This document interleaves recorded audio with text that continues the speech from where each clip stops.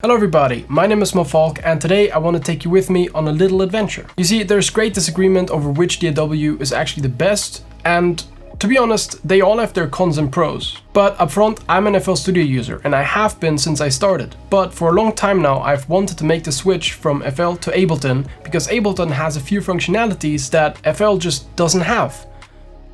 But what if it did?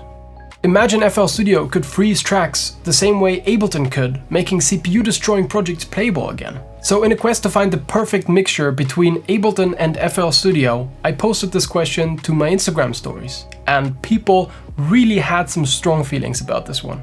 Hello everybody, I'm on a quest to make the perfect DAW, and it's all just theoretical, so what are some of the functionality you wish you had in FL that exists in Ableton? Let me know. Now, granted, this is only a mixture between FL Studio and Ableton, but I think we're onto a winner here. So the most commonly requested feature was the ability to freeze tracks properly, retaining the original components just how it works in Ableton. It could look something like this.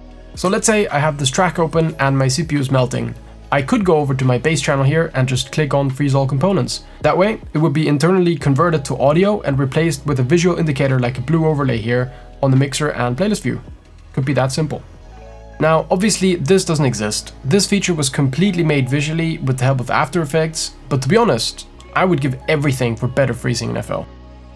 Alright, so the next thing I wanted to tackle was a natural native stretching mode within the FL Studio sampler itself. I tried to get inspired by the Ableton warping points with this one, and oh boy, have I been dreaming of a feature like this in FL Studio. Oh, and just as a little side note, can we please get a better stretching mode? Please. This warping animation was actually so fun to make, simply because it felt almost real enough to be true. So with this next one, I decided to take a different approach. Many people were asking for Ableton plugins in FL Studio, but creating every plugin for FL would be too much work. So I decided to recreate only one plugin and to use that in FL.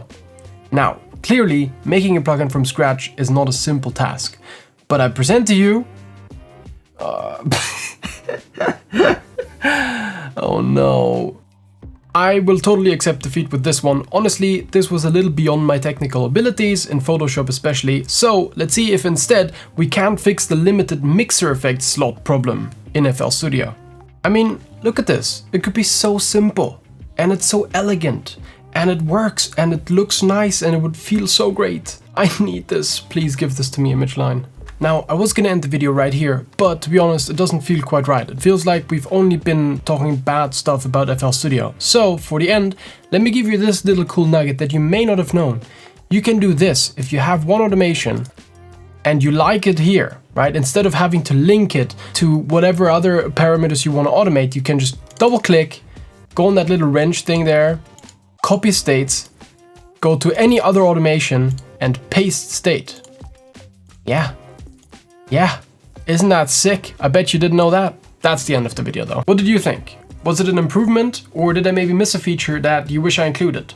You can let me know down in the comments. Maybe there's even gonna be a part 2. I, for my part, will probably end up switching to Ableton eventually because I think it fits my production and workflow style much better. I hope you enjoyed this little experiment, and if you did, make sure you leave a like and maybe even a sub. Thank you very much for watching, and I'll see you in the next video. Bye.